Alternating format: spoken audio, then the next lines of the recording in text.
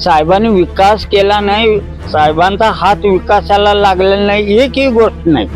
3 गट एकत्र आल्यात, ते फक्त सत्तेसाठी आल्या, स्वार्थासाठी आल्यात, त्या कशासाठी आल्यात आपल्याला माहीत नाही. पण मंडलिक बाणा एक असा खणकर आहे की या 3 गटांना दूर चाललेलं राहणार नाही. ज्यांनी मंडलिक गटाच्या पाठीत खंजीर बसला त्यांना जनतेनं त्यांचं काय ते उत्तर दिलेलं आहे. 3 पिढीचं हे मंडलिक घराण्याचं आणि आमचं नातं आहे. माझा शेतकरी ज्याने जमीन दिली आहे आणि त्याला नोकरी घ्यायची नाही, तो अंगठी बहादूर आहे आणि त्याला नोकरी द्यायची नाही, असं साहेबांनी कधीच घेतलं नाही. आपण सध्या आहोत कागल तालुक्यातील चिखली मतदारसंघ, जिल्हा परिषद मतदारसंघ असलेला हमीदवाडा या गावामध्ये. हमीदवाडा गावामधील काही तरुण वर्ग आपल्या सोबत आहेत. आता एकूणच चिखली जिल्हा परिषद मतदारसंघामध्ये काय वातावरण आहे सध्याचं? सध्या तरी या ठिकाणी मंडलिकांचं वातावरण या ठिकाणी अतिशय टाईट आहे.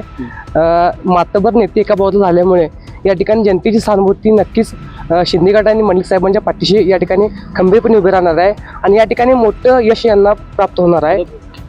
आता जिल्हा परिषद पंचायत समिती निवडणूक आजपर्यंत मंडलिक साहेबाचा हा कट्टर बालेकिल्ला जिल्हा पंचायत समितीचा आहे. चिखली मतदारसंघ संपूर्ण आजपर्यंत इंडिव्हिज्युअल उभारलं आणि युतीत उभारलं तर कायमस्वरूपी इथं निवडून आलेले मंडलिक पार्टीच आहे. ह्याच नाही, अनेक ठिकाणी सरपंच पार्टी मंडलिक पार्टीचेच इथं आहेत. अनेक सहकारी संस्था, दूध संस्था, सोसायट्या, अनेक संस्थांचं भागीदार मंडलिक पार्टीच इथं आहे. कारण माझ्या वय जे असे 100 लोक आहेत, माझं 76 वय अजून कट्टर मंडलिक म्हणणारी अशी जुनी माणसं आहे. आम्ही साहेबासाठी आम्ही लई झडती खाल्ल्या, माझ्याच्या डोंगरात दगड खाल्ल्यात. तुम्हाला सांगतो, चिरमुरं खाऊन सायकलीन प्रचार केलाय म्हणून आम्ही गटाचा अभिमानी माणसं आहे पहिल्यापासून. आणि तसं आमचं वडील बी तसंच होतं आणि आमची मुलं बी तशी आहेत. 3 पिढीचं हे मंडलिक घराण्याचं आणि आमचं नातं आहे. तो बेईमानी करणारा आमच्या गावचा मंडलिकचा कार्यकर्ताच नाही. हमीदवाड्यामध्ये मंडलिक गटांना चांगलं फेवर वातावरण आहे. आज आत्तापर्यंत जे इलेक्शन झालं की नाही, तर आपण इथे 60-70% आपण मतदान देतो मंडलिक गटासाठी. आणि हमीदवाडा गावचं म्हणजे मंडलिक गटावर लय भरपूर प्रेम आहे. काय हो, मंडलिक साहेबांनी विकास केलाय?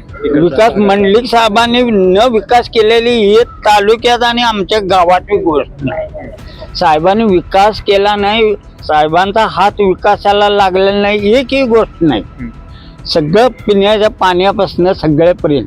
कारण मंडलिक साहेबांनी तशा म्हणजे योजना वगैरे भरपूर दिल्या. आज रोजी दादाने आम्हाला 8 कोटीचं प्राथमिक आरोग्य केंद्र दिलं, नळ पाणी योजना 2.25 कोटी रुपये दिली, रस्ते गटर्स दिले. परत आमच्या पाणी स्कीमसाठी 14 लाखाचं फिल्टर हाऊस दिलं.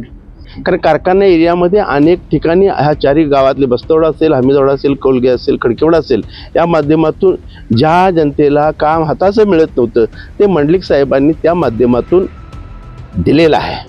प्रत्येकाची घर पूर्वी कसं होतं, पैशाचा प्रॉब्लेम असायचा, सगळ्या गोष्टी चालत होत्या. त्यामुळं मंडलिक साहेबांनी प्रत्येक ह्या 4 खेड्यात म्हणजे जिल्हा परिषदचा जो मतदारसंघ आहे त्यामध्ये ज्याला काम मिळत नव्हतं, जे अंगठी बहादूर होते, त्यांना नोकरी कुठे आयुष्यात लागली नसती, आजपर्यंत ते अंगठा लावतच म्हणजे कैलासवाडी झाले असते, अशा माणसाला त्यांनी अतिशय चांगल्या 40,000 रुपये पगारपर्यंत त्यांनी पोचवायचं काम केलेलं आहे. त्यांनी कुठलाही माझा शेतकरी ज्याने जमीन दिली आहे आणि त्याला नोकरी घ्यायची नाही, तो अंगठी बहादूर आहे आणि त्याला नोकरी द्यायची नाही, असं साहेबांनी कधीच घेतलं नाही. प्रामुख्याने पाईपलाईन असेल 2 कोटीची, त्यानंतर दवाखाना असेल आपला 8 ते 9 कोटीचा, त्यानंतर गावासाठी रस्ते, गटारी, डांबरे आणि शाश्वत विकास म्हणजे पाण्याचे जे चिखलदरा नदीला जे पाणी वाहते ते साहेबांच्या उपकारांच्या गावात फार आहेत. कारण 2000 सालापूर्वी आपल्या गावामध्ये ऊस प्रमाण 10% होतं, ते आता 100% ऊसाचं प्रमाण आलेलं आहे. म्हणजे नगदी पीक घेण्यासाठी जे पाणी लागते ते साहेबांच्या आम्हाला मिळालेलं आहे. प्राथमिक आरोग्य केंद्र उभारलेलं आहे. गावचे रस्ते तुम्ही बघू शकता. कारखान्याच्या माध्यमातून अनेक लोकांना रोजगार मिळून दिलेला आहे. त्याबरोबर मंडलिक साहेबांच्या काळात मोठ्या काळात काळामोडसारखं मोठं काम या ठिकाणी काम झालेलं आहे. पाटगावचं काम मोठं झालेलं आहे. आणि या ठिकाणी जो मागास प्रवर्ग भाग होता किंवा लोक होती त्यांना पुढे आणण्याचं कुठेतरी काम साहेबांनी अतिशय चांगल्या प्रमाणात केलं आहे. आणि याचं चित्र वास्तव हे वेगळं आहे. आता 3 गट एका साईडला आहेत आणि एक गटच एका साईडला आहे. कसं चित्र राहील बघ? कसं आहे माहित आहे, 3 गट जरी बाजूला असते तर निश्चितपणाने भोसलेबाई ह्या आमच्या पहिल्या आहेत. असं आमचं हमीदवाडाच पूर्णपणे मंडली गटाच्या 65% पाठीशी असल्यामुळं सामान्य कार्यकर्ता आहे. आज सभेला कोण आला म्हणजे सभेला किंवा मेळावला येत नाहीत, पण मताच्या रूपातनं हमीदवाडा गाव हा मंडलिक साहेबांना मदत करतो. मंडलिक साहेबांनी सर्व म्हणजे जे कार्यकर्ते मोठे केले त्यांच्यावर एक विश्वास टाकलेला होता, पण त्या विश्वासाला तडा त्यांनी घालवलेला आहे. आणि सांगायचं झालं तर शिवांतताई भोसले त्यांना आपल्या कारखान्यामध्ये 10 वर्ष संचालक पद, त्यांना 10 वर्ष जिल्हा परिषदेमध्ये निवडून आणलेलं होतं. त्यांना बालकल्याण म्हणजे सभापती होत्या त्या. एवढं सर्व काही देऊन त्यांनी आदल्या रात्री म्हणजे आदल्या दिवशी दुसऱ्या गटामध्ये प्रवेश केला. त्याचं कारण लहान आम्ही आहे, पण त्या मोठ्या लोकांच्या बोलणं बरोबर नाही. पण इथं कोराडे साहेब त्यांच्या बाजी मारून 200 ते 300 मतं जास्त आमच्या गावामध्ये घेऊन 100% ते विजयी होते. ज्यांनी मंडली गटाच्या पाठीत खंजीर उपसला त्यांना जनतेनं त्यांचं काय ते उत्तर दिलेलं आहे.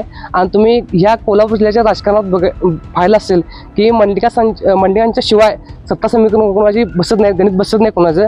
आणि निश्चितच जनतेला माहिती आहे आपल्या नेत्यांना सदाशिवराव मंडलिक साहेबांनी किती गावात तुला किती काम केले, कोल्हापूर जिल्ह्यात किती काम केले आणि त्याचा नक्कीच फायदा संजयदादा मंडलिक आणि त्यांच्या सगळ्या सहकार्य होणार आहे.